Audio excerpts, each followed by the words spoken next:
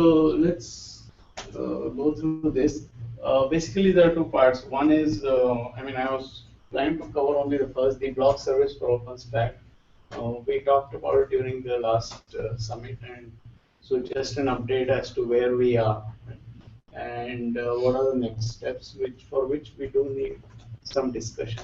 There is a proposal which I have on how do we have some kind of a coexistence, right, between the block service coming from Copperhead and block service coming from Cinder. So that's something we can discuss.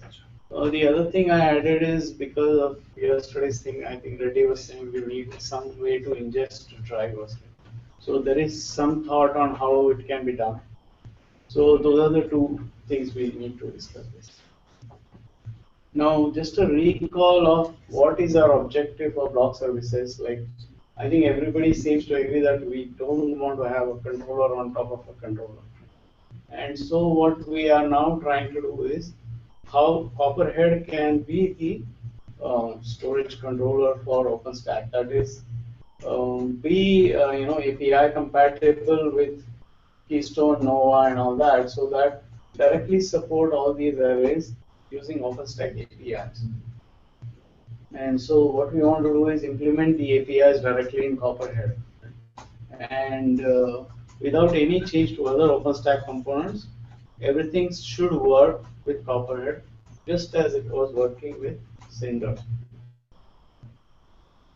Now, so we discussed this, and to implement, obviously now the effort required wasn't very high because we already have all the REST APIs on Copperhead for create volume, export volume, and so on, which you see on the left-hand side, the native REST API. And for supporting the OpenStack REST API, or what we can call the Cinder's REST API, all we have to do is open another port and write a small translation layer which converts from the Cinder's REST API to the native REST API.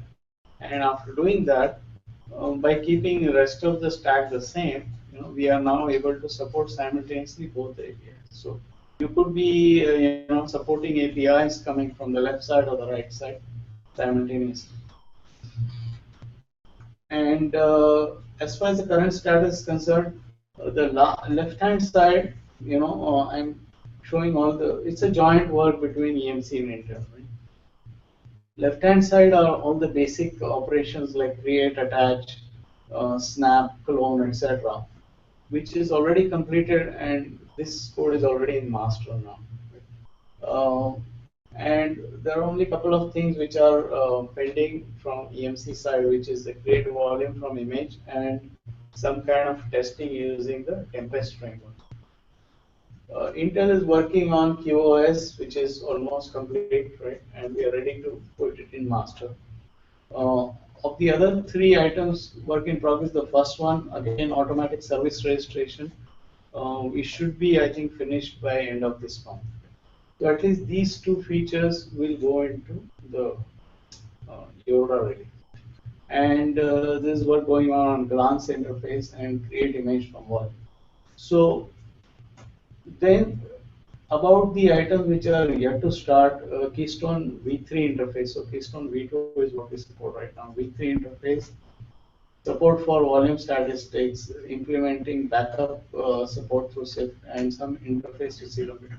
So these are, kind of, you could call backlog items. And so that's the current status of this whole effort. So on the backup and accelerometer, I think we need to have a broader discussion as opposed to just purely focusing on OpenStack. These two things need to be, and even maybe a little bit on the stats too, needs to be the core part of the framework and what needs to be done before we talk about the OpenStack. So the backup doesn't have to be Swift only, it can be S3 too.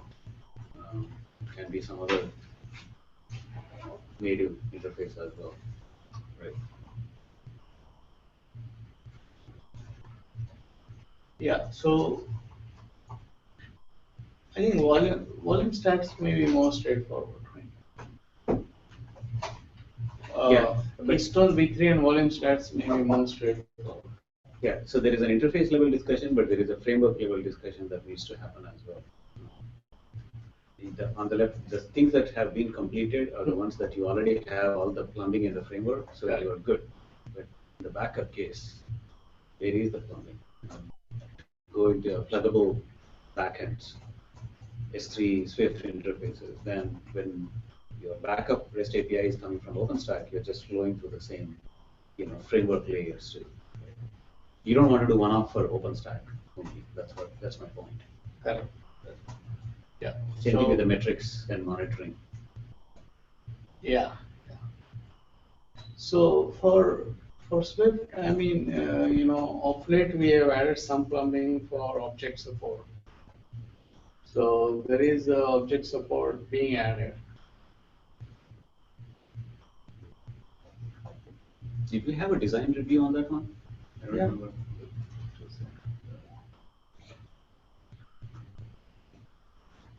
But yeah, there is no, but that's more from a discovery standpoint, right? Discovery of object interface and creating buckets, that kind of. Where is that happening? Is it in the Southbound SDK scope or is it when you say discovery? It's a northbound API. Okay, let's say I want to back up on, right? No, there is no backup support, right? Exactly. So that's a discussion. Correct. Backup support is not. But for us to do the backup, you also have to have a plumbing for the discovery, because when you do the discovery, you're not discovering just object backends. I mean the volume storage backends only, right? So you may be discovering the object storage backends. So then you need to be able to say object storage backends, you can create volumes, you can actually use it for backup. So there is a mechanism for pooling, and use that as a way to say, here is a backup pool that has either S3 interfaces or Swift interfaces or some native interfaces. So that's what I mean by framework changes. Yeah, I think backup is a complex piece. Right.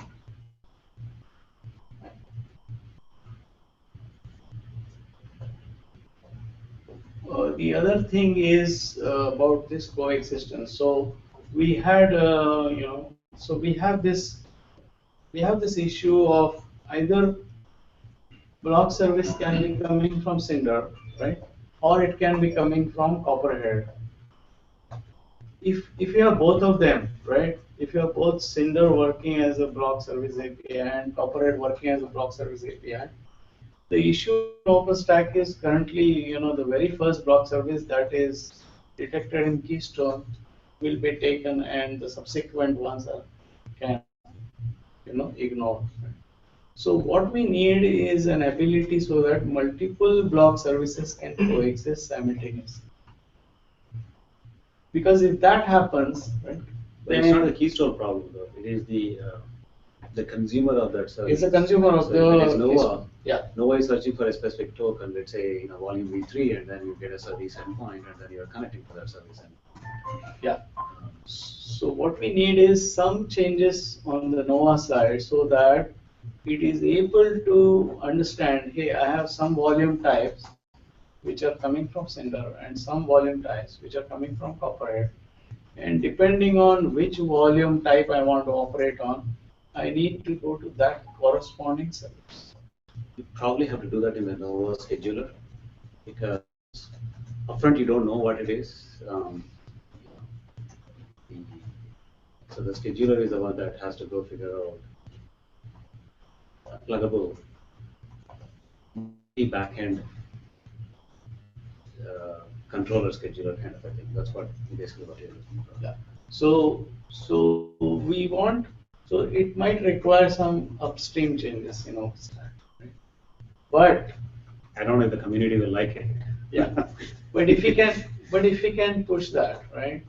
And if we can get it working, right? Then what it means is that if you have some existing OpenStack setup where already, I have some drivers, and I am using Cinder, and I have already a bunch of volumes, and now I want to introduce this additional service, CoprHD, right? I can do it in a non-disruptive way by allowing you to continue your existing things, right? And this is some kind of an additional service you have without disrupting your existing operations on the left-hand side. Add this additional support on the right-hand side, and both can coexist and work. And then it's up to you. You want to use Vmax or Vplex, you use these CoprHD drivers. You want to use some of the say 3PAR or NetApp block or whatever, for which CoprHD does not have native drivers. You can continue to use your existing Cinder drivers. So both can coexist, and both can work simultaneously. So that's the kind of deployment model, which I think we should we should aim to achieve. Yeah, I think there are two things that we looked into because there is a rippling effect. It's not just Nova only. Anyone that is actually using the Cinder REST APIs need to have a switch in place. Not the Keystone. Keystone is just a brute force service endpoint REST API call, right? Nova has to worry about all the Horizon volume API calls need to worry about. The glance needs to worry about that part. Kilometer has to worry about, things of that sort, right? And there are a lot of other projects under the OpenStack umbrella that are not really part of the core, and we can need to look at that too. So I don't know I think it will be good to really just to take a good pulse at the what does it take to do this. The other element, which is more in the operational side, is I'm not sure if the customers will have appetite for managing two different controllers in a real production environment. What I have seen so far, without naming the big customers, these are all big enterprise IT shops, they really lean on one that can manage everything. At least that has been a very preferential feedback so far. But if you have OpenStack in test and dev environment that is top to bottom just OpenStack native, you're not going to put CoprHD in the mix. You may just use just the stock EMC drivers in Cinder too, right? It's too much of a hassle for somebody to put two different frameworks and figuring out how they work in OpenStack. OpenStack in general, it's not like a very simple, stack, right? There is a complexity already. Then having another one, and it's not simple either. So I'm more thinking from an operational viewpoint. It's a very daunting task for someone to take on both. But if Shane is there, it will be good to hear from what he thinks. Yeah, so I want to hear your views on this. And in fact, if we do this, it will help even to have two Cinder endpoints. So I mean, it's not just coexistence between Cinder and CoprHD, but let's say I have a very large data center and I want to have two block services. Both could be Cinder or both could be CoprHD or whatever combination. Even that would be a useful thing to have.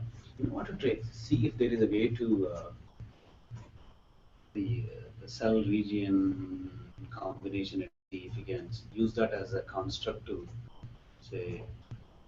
I know it's not really a pure region managing your storage resources, but can you use that pseudo construct as a way to say, for this region, just go to CoprHD kind of a thing, just like Active Directory domains, right? This is a fake one for all practical purposes. So I understand the technical idea. Fine. What are the use cases? What are the customers that we think are in need of this sort of setup? It's a brownfield environment, right? In the sense, I already have a working OpenStack setup, right?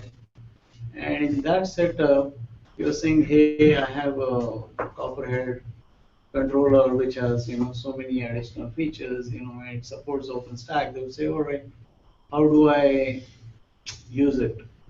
And then when you say, oh, by the way, for that you need to deploy a completely fresh OpenStack setup, people may not appreciate that. One thing, this doesn't get us closer to maybe some of the strategic things we'd like to do, like add vplex on top of NetApp or 3PAR. Yeah. There's no connection here for that.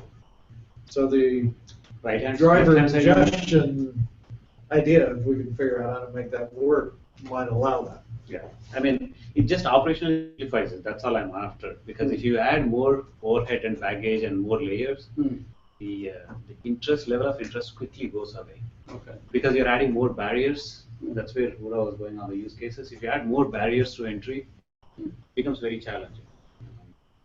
Well, does it also go the other way, that people having, I mean, would that CoprHD instance still be usable outside of the context of OpenStack? Yeah, That's the intent, right? Yeah, I think that's in the where. picture we are not showing other stacks, but technically, surely on top of that CoprHD could have a VMware stack. Something else, Yeah, right? sure, absolutely. So let's say you have nothing today, neither CoprHD nor OpenStack. You just have a traditional, enterprise IT. In that scenario, either one can fit the bill, right? So you can put CoprHD and manage your storage backends and then figure it out. So the second scenario is you have a CoprHD already managing your storage backends. Then you want to bring in OpenStack. How do you do that? Right, I can see that scenario. That's I see that scenario probably more. The third scenario is you have OpenStack top to bottom, going and putting CoprHD. I doubt it. So that means we also need like a migration strategy so that you could be running CoprHD with regular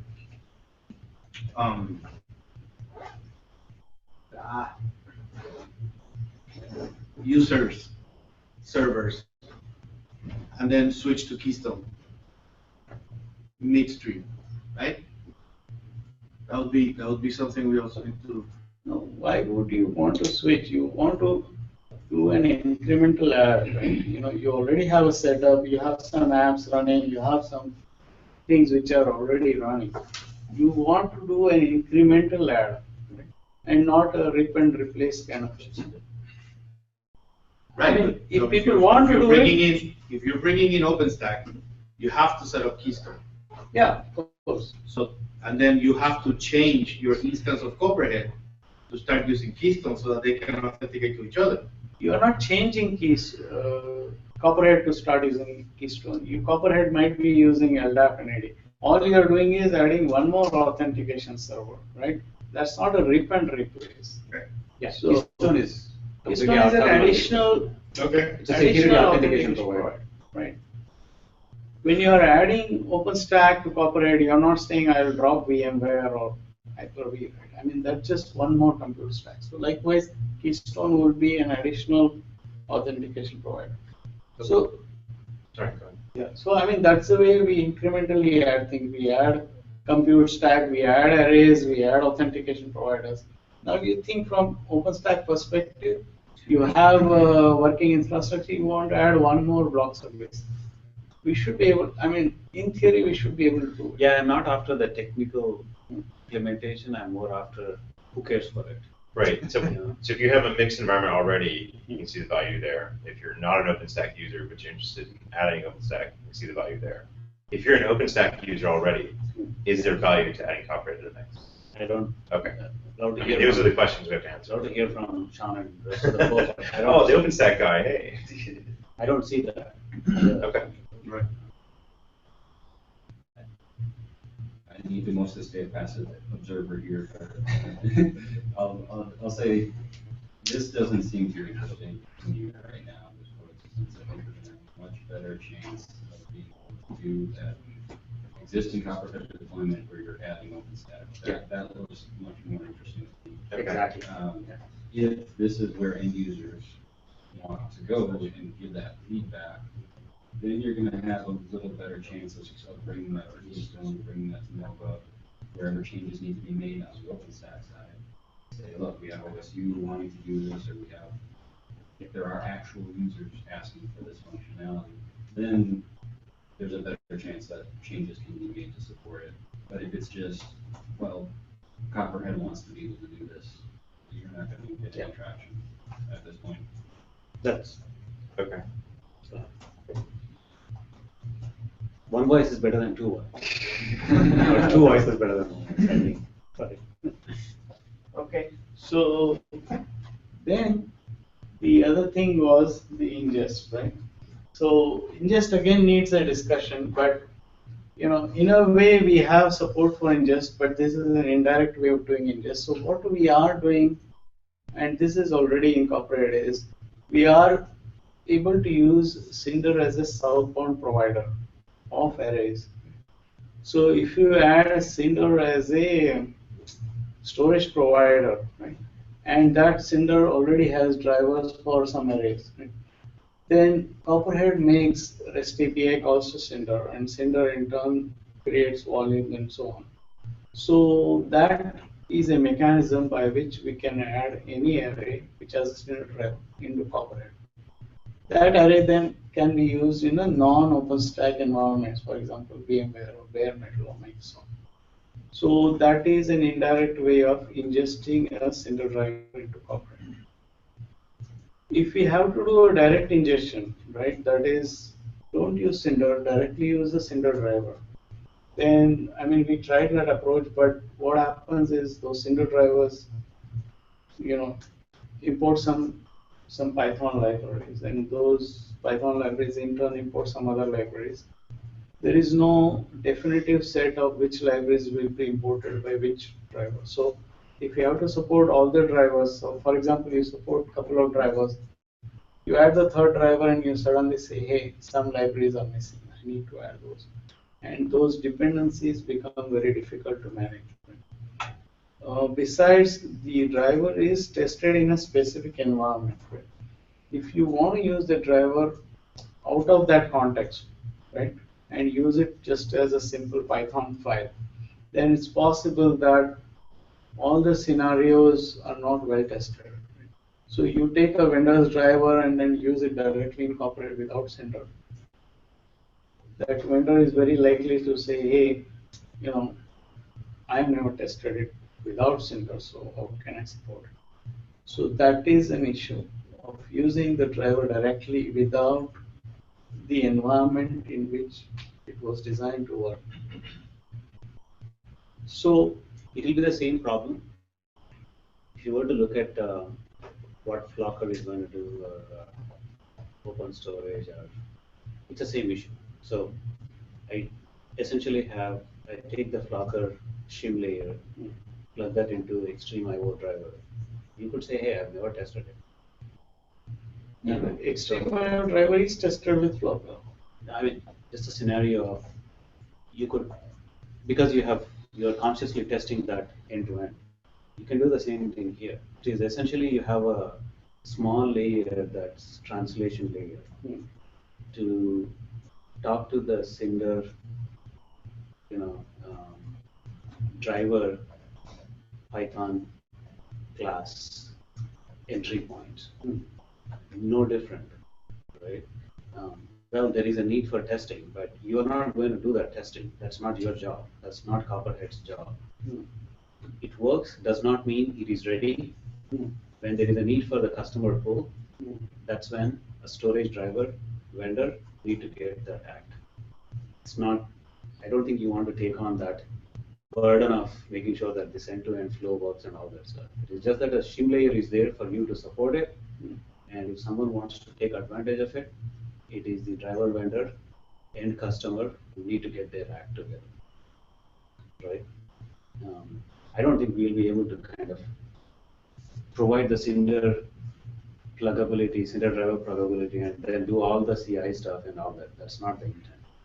Our hope and pray is that CI thing is solid enough that the driver is very stable. Our entry points are, and up into the Copperhead is solid enough that that is stable. Having two stable things does not mean it is totally unstable, but there is a need for someone else to own that, and that got to be the driver owner.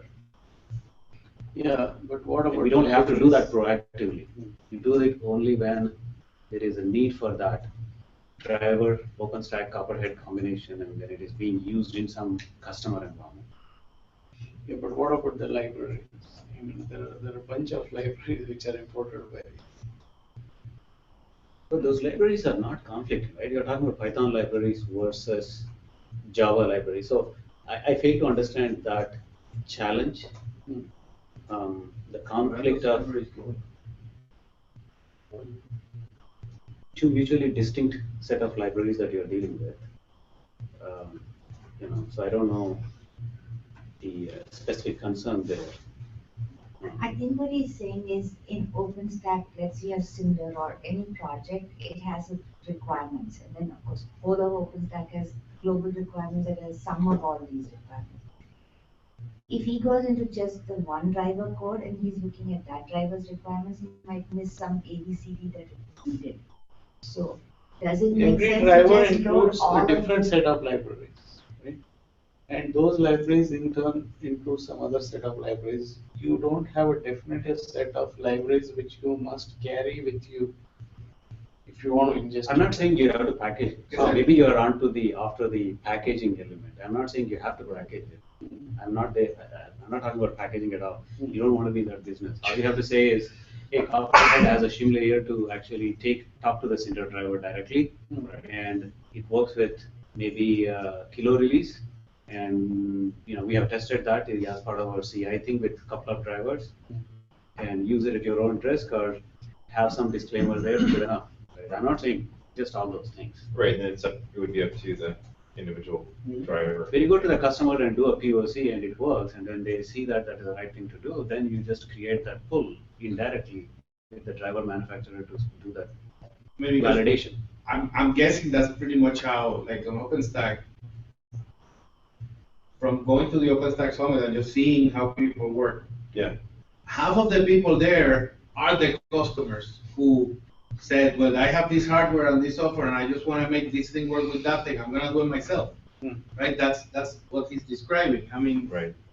I know we're used to know we got to do the whole thing and we got to have the whole solution and they're going to give me a call and then I'm going to have to go there again for free and do all of that. But on the open source side, it's okay. I mean, it's okay to say, because I'm not understanding, and maybe you can, I mean, I'm not very familiar with the Cinder side of CoprHD, that's my bad. When you say you have to import a bunch of libraries and stuff, why? Because I thought the Cinder driver for anything, for like an ERA, that's just a piece of software you run on some machine. Yeah, the piece with of an ERA software behind, and then CoprHD over here, and it just talks to that. But why do we need to like move libraries? Because a piece of software imports some libraries, and that library imports some other set of libraries. So you need to have all those libraries on your node if you want to run that driver. Fine. I don't see that as a I problem. don't understand why. Yeah. Why is that a problem? It's not a problem. Yeah, of course you need to have it. Of course you need to go through the structured way of pulling all those libraries. Of course you need to have a document on where to go and look at what are the dependencies, how to install it. Those things need to be there. I'm not saying, but I don't see that. We don't allow, I mean, there is no way for someone to log in and import libraries onto CoprHD node, right? At You don't have runtime. to do that. So But maybe why would you need build to do that? That's my question. I mean, isn't it just CoprHD is sitting on this computer, the driver is sitting on that computer, and this guy talks to that guy through some API? They both run on the I same. understand. They both run on the same. Why? One second, Why let me don't try you and put- answer what he's driving at, whether it's a real issue or not. I think he's saying, I'm gonna have that CoprHD block, go and get that HP3PAR, IBM SVC, etc. drivers, bypassing the Cinder piece, which would normally have installed and got everything. Is that what you're saying? Yeah, I So will he's copy trying the to driver relocate that onto the Cinder CoprHD driver. node. I'll copy the Python driver onto the CoprHD node. Why? Because that's the only way I can ingest it, right? I mean, I have to use it directly. Why don't you put them in a container? Or Huh? something? Why don't you put them in a container or something with a library fetcher thing? Yeah, you can put it in a container, but then how do you make a remote call to that container? It has to be on every node. If I have 3-node installation, I need to have the driver on every node, right? So that if one node goes down, the other. Yeah. So You have to physically include the driver. No, you just know where that driver is. So that particular driver is not HA, where There's the a register. CoprHD is? Well, there is that. Yeah, then the solution will be like this only. There is a remote call. It will be pretty much like this, right?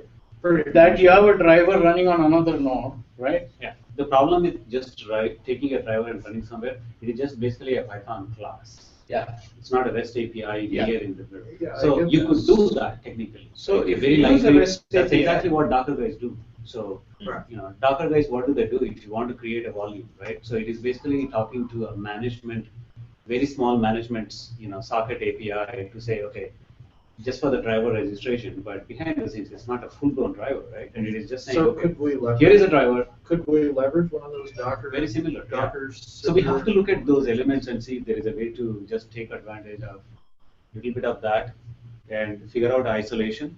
So you don't have to worry about, running on the same node or same process context. But it is doable. So Yeah. even if you have to run in the same process context, I think you can do it. So It's not like there is a big conflict of libraries because a it is single Java. driver is not the equivalent of a SMIS provider. It's not a service. It doesn't talk to the outside. it's not a service. Class. It's not a service. If you wanted a service which supports REST API, then this is how it will look. Right, A sender dotted is line. not service. Yeah. But it's So not. I have a question. What we're currently doing here, right? We're using the sender API, right? Yeah. And that's a really well-defined box storage API. Correct. And we're ingesting drivers through that interface. Doing that. And what Sean talked about yesterday a little bit was sender is trying to detach itself or decouple itself from Nova and trying to work outside of OpenStack as well, which is what we're doing here. Seems like those two things dovetail pretty well, right? Like we want to use sender drivers, in our instance, and they want to let sender drivers work outside of OpenStack. Let's get married. I'm just saying, like, that seems like the goals are similar. Yeah.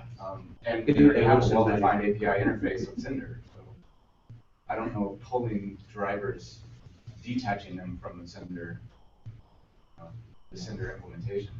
You can still install the Cinder, right? So you're just not using the Cinder So runtime. that's what I'm doing. So Yeah. what I'm doing is Isolated. only Keystone and Cinder, not the whole of it. Most of them depend on other Cinder services. Some of them, even though we highly discourage it, some actually access the Cinder database. But they are not isolated pieces of code that you can just take out of Cinder and run something else. But yeah, if there's some way that we can find some way to have these services work together, then I think we have the best of both worlds. So there are lots of such dependencies which I know. Extracting the driver out of that Cinder environment and using it. Let's do this. So take one driver. Let's take HP3. Just take one of the most popular ones that we don't have in CoprHD, but in Cinder. Let's parse through it, see what it takes. What would be the challenges? I mean, I have written the Cinder driver for Ceph.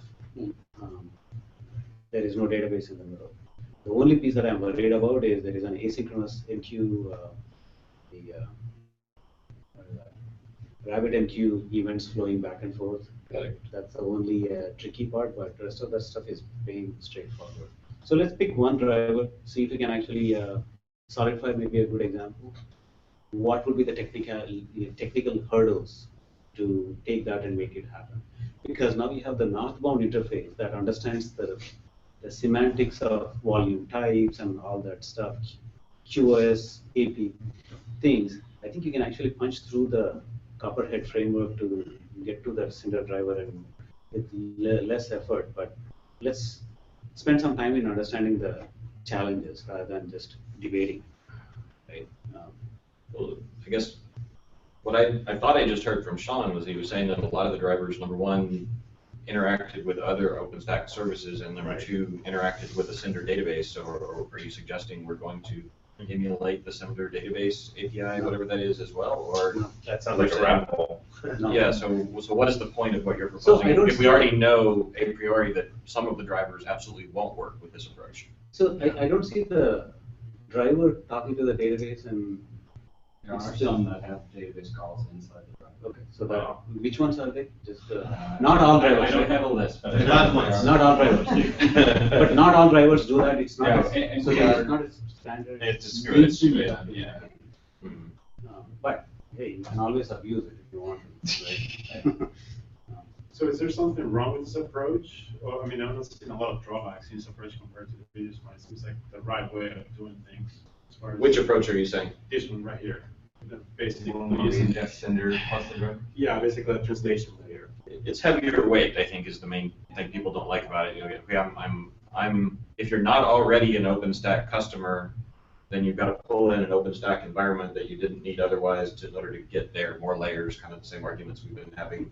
2 control planes. Storage management.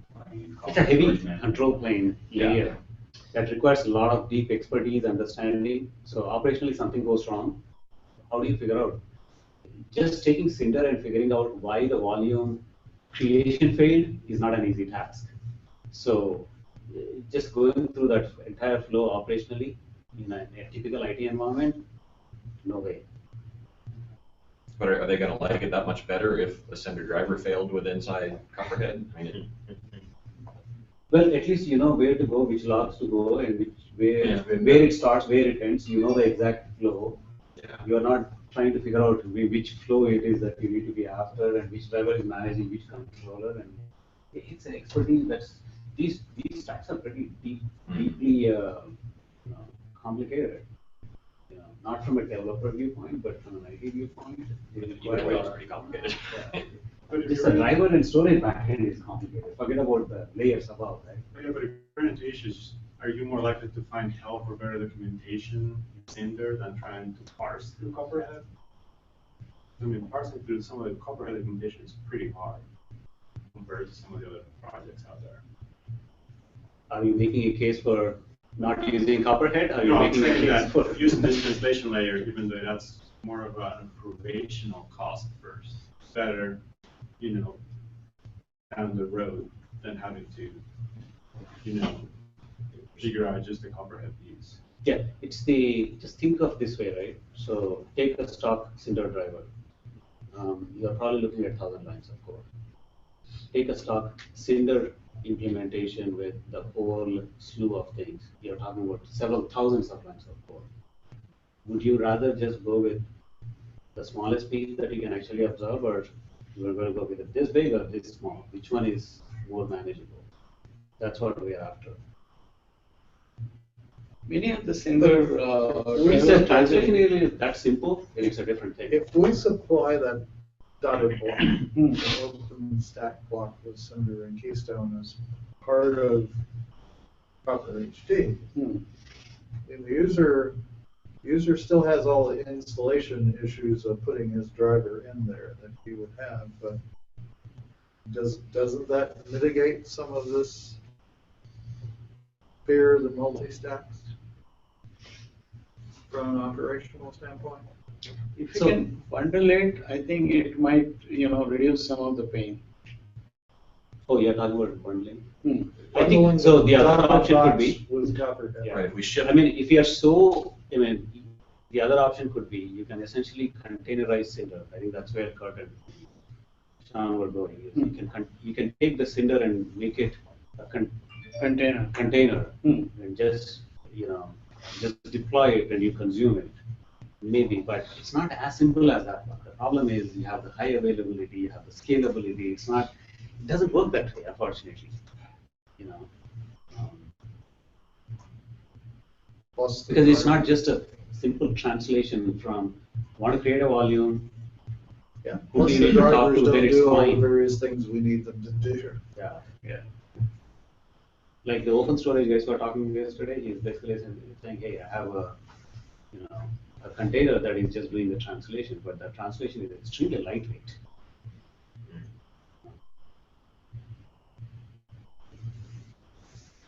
Okay, so maybe we will explore that. Just Yeah, let's take look a at it and see what, if Some there of are the technical drivers, for hurdles, then we instance, should not. are just translation layers into their own CLI, right? So what it means is, if I have to use the driver, the Python driver calls the CLI. I need to install that CLI. So HDS, for instance, they have a CLI, and so you have to install the CLI. So there are I would separate those two things in, what does it take for the end-to-end thing working, what do I need to do, Hmm. versus what does it take for me to just enable that capability.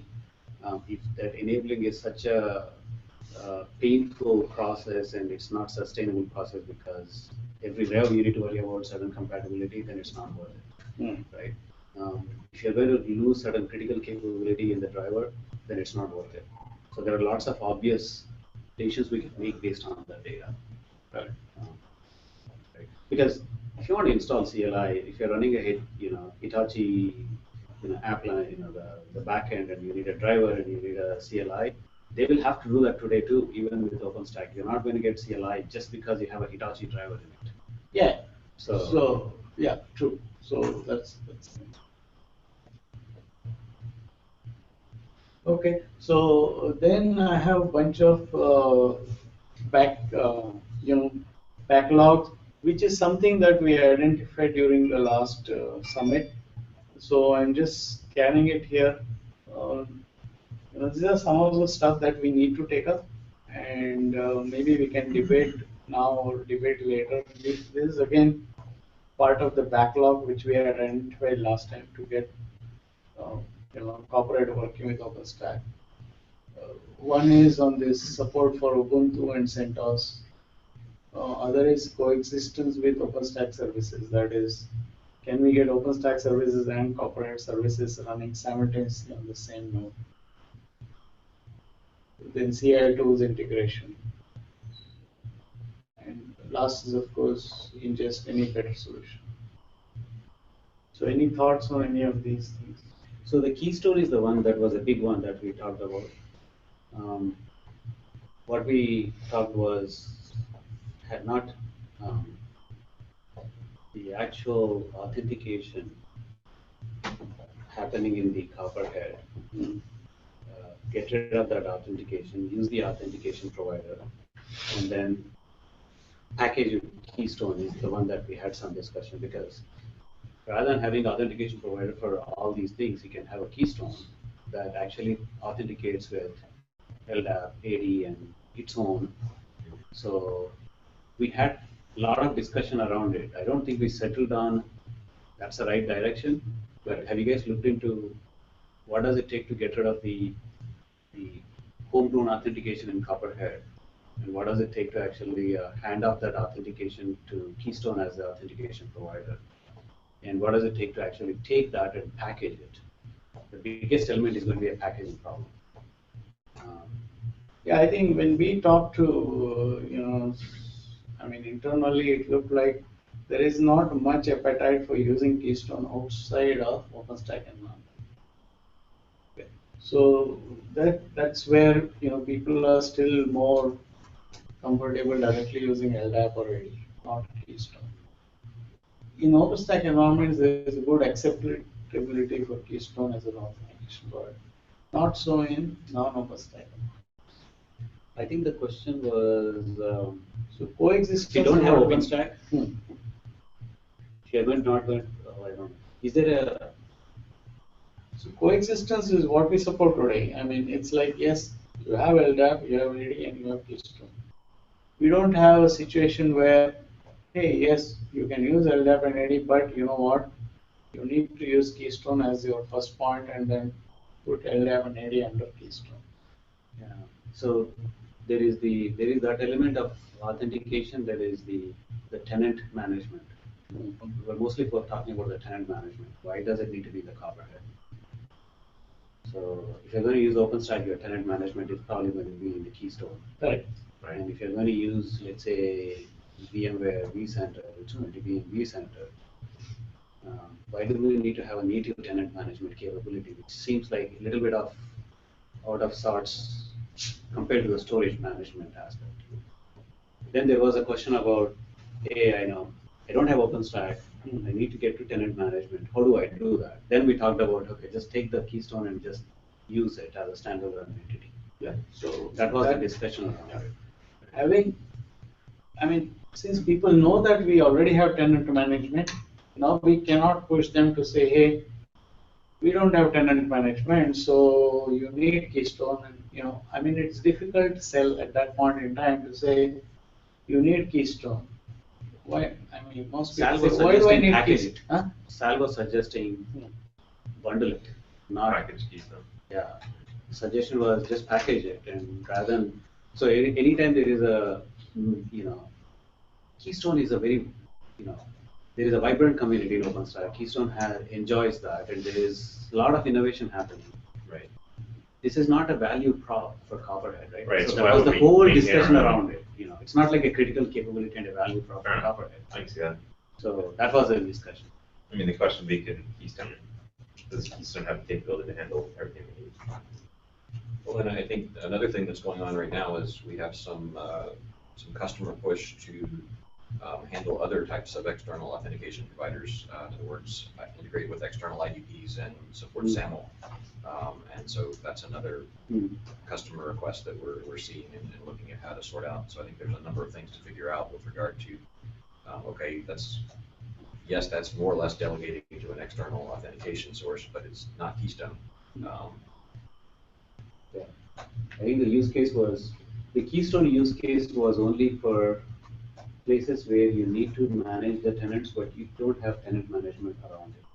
So I think we are mixing the security authentication and tenant management. Security authentication, I don't think you will need something homegrown in Copperhead, right? You are always delegating it to Active Directory, LDAP, SAML assertions, and Keystone. That's clean part. The tenant management was the one that was a little bit tricky. And Reddy, can you just tell me, ignorance here, what do we mean by tenant management? Is it like quotas? Is it? It's creating all these tenants to projects and tenants. Project tenants, you assign quotas. Okay.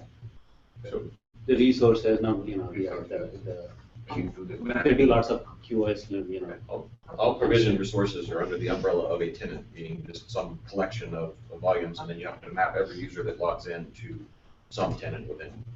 And then you need that too in Copperhead, right? Yep. And you already have something in Copperhead. Yeah. That's To interesting. capture QoS, to capture quotas, you already have that. Is there like an API that's the same whether I use Keystone and your Copperhead, I can extract a common API so that whether you use your Copperhead tenant manager or the Keystone it works? So what we have done for the. It's very confusing today, right? So you have tenants, but currently with the Keystone, that's the backlog. So essentially the tenants in Keystone get pulled into tenants in Copperhead. So they feel exactly like what it is. Okay. It's not the case today. No, we do have that, right? I mean, in the sense, we talked about the block service API for OpenStack. If you are using, Copperhead as a block service in OpenStack, then you are in an OpenStack environment. And you need to tune into OpenStack tenants, not your own tenants. Yes. So at that time, what happens is Keystone is your authentication provider. Users log into Keystone, get their tokens, and then use the tokens to talk to Copperhead. And when they do that, right, then the tenant management will be done by Keystone. Yes. Right. When you're in a non-OpenStack environment, let's say VMware or bare metal, right, and in that scenario, we don't use Keystone, we use either LDAP or Active Directory. And then you can either use it as a single tenant environment where you just create projects, right? Or you create a multi-tenant environment where you take an Active Directory group or an LDAP group and you can associate it with a tenant, right? Or you can associate an entire Active Directory with a tenant because we support multiple AD instances. And then you can have some kind of an isolation between these tenants in the sense one tenant user cannot see other tenants' resources. And so in the existing one, I haven't played on the latest drop, but in the existing one, with the Keystone, there is a tenant A. You're basically cloning that tenant in Copperhead and using that, right? Exactly the same name as opposed to True. So that's basically what we are saying is we don't need to do it. We just delegate everything to the Keystone. But I think from a priority perspective, we got to get the Keystone integration with OpenStack anyway. Correct. Once that is done, maybe we can circle back and say, okay, what do we need to do with them?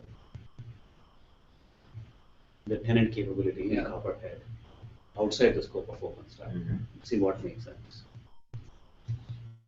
Too much scope otherwise. So I think I have taken a lot of time. I'll hand it over to Kurt for the QoS discussion and demo. And we can take up this backlog item discussion maybe later or tomorrow.